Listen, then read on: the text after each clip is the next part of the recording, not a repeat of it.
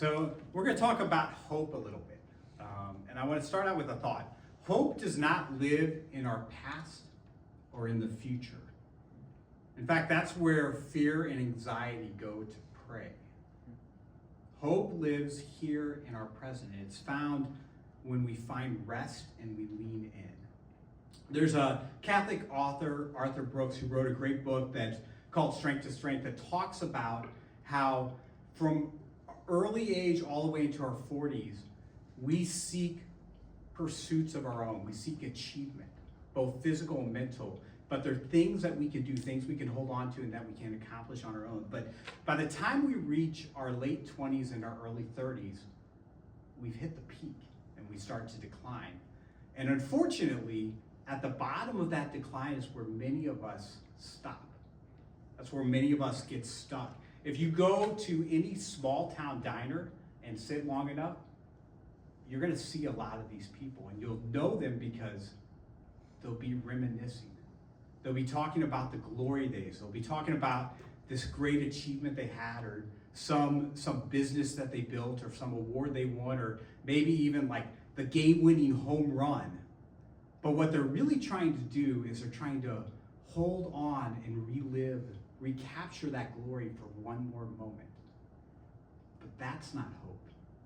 That's actually the nemesis of hope. That's despair. Our definition for hope as a people, I think, is kind of convoluted. We've tried to make hope into something that is our own definition. It's something that we want. But the reality is, as I think most of us know, is that hope is not something that we create. It's not something that we find within ourselves.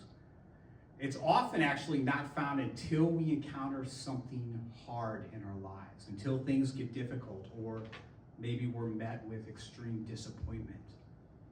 It's there when we seek rest, when we stop and we quiet our minds, that we often encounter hope, that we are inspired by the Holy Spirit, because that's really where hope comes from. It's not something that we generate ourselves. It's something that's inspired in us by the Holy Spirit. And it always comes with peace. One of my favorite things about the Marianist order is that it was born from a time of hardship. It was born when Christianity was not only not accepted, but it was persecuted. It was born at a time when, and from inspiration, when Father Chaminade sat and rested in the reality of what was at that time.